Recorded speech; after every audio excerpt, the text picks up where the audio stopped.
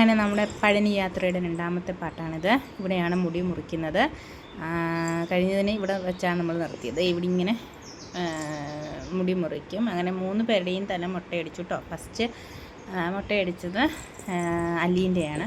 അവിടെ നിന്ന് തന്നെ നമ്മളത് എഴുതിക്കുമ്പം ബ്ലേഡും ഒക്കെ തരും, സെപ്പറേറ്റ് ഓരോരുത്തർക്കും ഓരോ ബ്ലേഡ് വീതം. ഞാനിതിവിടെ അങ്ങനെ കൊണ്ടു കൊടുക്കുമ്പോൾ അവരങ്ങനെ മുടി മുറിക്കുന്നതാണ് കേട്ടോ.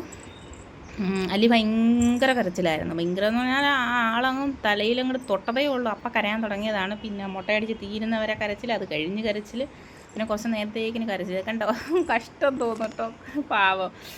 അപ്പുറം ഇപ്പുറമൊക്കെ മൊബൈലൊക്കെ കാണിച്ച് കുട്ടികളെ ഇരുത്തുന്നുണ്ടായിരുന്നു കേട്ടോ. അല്ലിക്ക് ഞാനങ്ങനെ മൊബൈൽ കൊടുക്കാറേ ഇല്ല, അവളെ മൊബൈൽ കാണിക്കത്തില്ല. അതുകൊണ്ട് തന്നെ ആളിനെ മൊബൈലൊന്നും കാണിച്ചാലൊന്നും രക്ഷയില്ല. പിന്നെ അത് കഴിഞ്ഞ് മുത്തിൻ്റെയും ചേട്ടനെ മുറിച്ചു. അത് കണ്ടപ്പോൾ എനിക്കെന്തൊരു സങ്കടം തോന്നി. നമ്മളുടെ ആ ഒരു പ്രതിസന്ധി ഘട്ടത്തിൽ അങ്ങനെ ഒരു നേർച്ച പറഞ്ഞതാണ്. എന്തായാലും കുഴപ്പമൊന്നുമില്ലാതെ ഞാനും അല്ലിയും ഇപ്പോൾ ഇതുവരെയൊക്കെ വന്നിട്ടുണ്ടെങ്കിൽ അത് ദൈവാനുഗ്രഹമായിരിക്കും. അപ്പോൾ അതുകൊണ്ടിട്ട് അങ്ങനെ നമ്മുടെ ആ നേർച്ച നടത്തി. എല്ലാവരും 3 പേരും മുട്ടയടിച്ചു. അത് കഴിഞ്ഞിട്ട് നമ്മൾ വീട്ടിലല്ല, ഹോട്ടലിൽ പോയി റെഡിയായി ബ്രേക്ക്ഫാസ്റ്റൊക്കെ കഴിച്ചിട്ട് നമ്മൾ നേരെ അമ്പലത്തിൽ കയറി. ഒരു ഉച്ചയ്ക്ക് ഒരു 12-12:30 ആയപ്പോഴത്തേനും നമ്മൾ കയറി തൊഴുതിറങ്ങി. വലിയ തിരക്കൊന്നും ഇല്ലായിരുന്നു കേട്ടോ അമ്പലത്തിൽ. വെക്കേഷനൊന്നും അല്ലല്ലോ, വെക്കേഷൻ ടൈമിലാണ് ഭയങ്കര തിരക്ക്.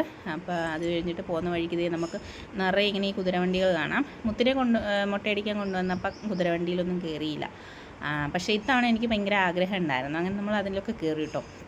അങ്ങനെ ഈ അമ്പലത്തിലേക്ക് പോകുന്ന വഴിക്കാണ് അപ്പുറം ഇപ്പുറമൊക്കെ നിറയെ ഈ കടകളും കാര്യങ്ങളൊക്കെയാണ്. ഇപ്പോൾ ഇങ്ങനെ ഈ പോകുന്ന വഴിക്ക് വെയിൽ കൊള്ളാതെ മഴ കൊള്ളാതെയൊക്കെ പോകാൻ വേണ്ടിയിട്ട് ഇങ്ങനെ ഈ ഷീറ്റൊക്കെ ഇട്ടിട്ടുണ്ട്. നേരത്തെ ഒന്നും വന്നപ്പോൾ അങ്ങനെ ഉണ്ടായിരുന്നില്ല കേട്ടോ.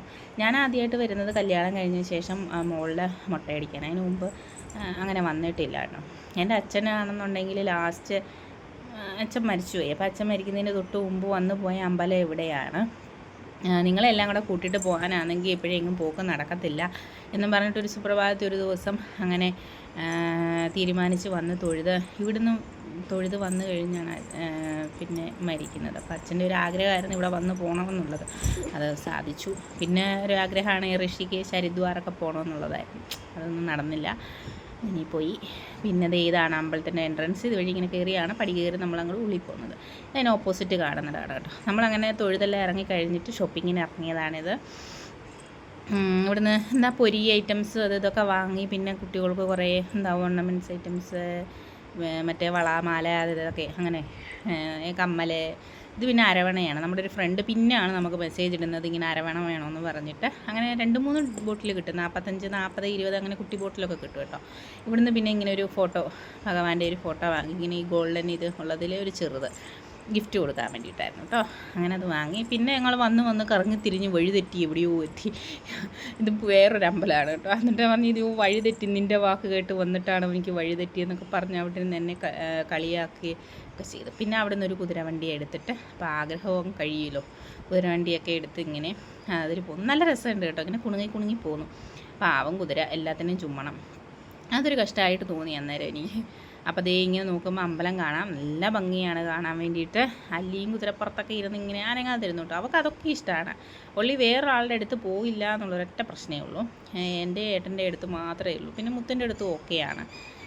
വേറെ ആരുടെ അടുത്ത് പോവില്ല. അങ്ങനെ നമ്മുടെ ഷോപ്പിംഗ്, ഒരു ബിഗ് ഷോപ്പർ നിറച്ച് ഷോപ്പിംഗ് കഴിഞ്ഞ് വന്ന് തിരിച്ച് വരുന്ന വഴിക്ക് ഒരു ഇളനീരൊക്കെ കുടിച്ചു. ചൂടുണ്ട് അത്യാവശ്യം. അപ്പോൾ ദാഹിച്ചിട്ട് ഇളനീര് കുടിച്ചു. അങ്ങനെ തിരിച്ച് പോരാണ്. നമുക്ക് വൈകുന്നേരം 6 മണിയാകുമ്പോൾ തിരിച്ച് റിട്ടേൺ ട്രെയിൻ ഉണ്ട്. അപ്പോൾ അതിനുള്ളിൽ വന്നിട്ട് സാധനം എല്ലാം പാക്ക് ചെയ്യുകയൊക്കെ വേണം. പിന്നെ ഒരു ഫുഡ് കഴിച്ചു. ചോറും കൂട്ടാനും ഒക്കെയാണ്, കുഴപ്പമില്ലായിരുന്നു, നല്ല ടേസ്റ്റ് ഉണ്ട് കേട്ടോ. അങ്ങനെ വൈകുന്നേരം നമ്മൾ ട്രെയിൻ കയറി തിരിച്ച് വീട്ടിലേക്ക് പോരുന്നു. രാവിലെ ഒരു 5-6 മണിയായപ്പോഴത്തേക്കും നമ്മൾ വീട്ടിലെത്തി കേട്ടോ. അപ്പം നമ്മുടെ ഈ പഴനി യാത്ര അങ്ങനെ അവസാനിച്ചു. എല്ലാവർക്കും ഇഷ്ടപ്പെട്ടു എന്ന് വിശ്വസിക്കുന്നു. ഇഷ്ടപ്പെട്ടാൽ ലൈക്ക് ചെയ്യാനും ഷെയർ ചെയ്യാനും സബ്സ്ക്രൈബ് ചെയ്യാനും മറക്കരുത്. കൂടുതൽ വീഡിയോ ആയിട്ട് വീണ്ടും കാണാം.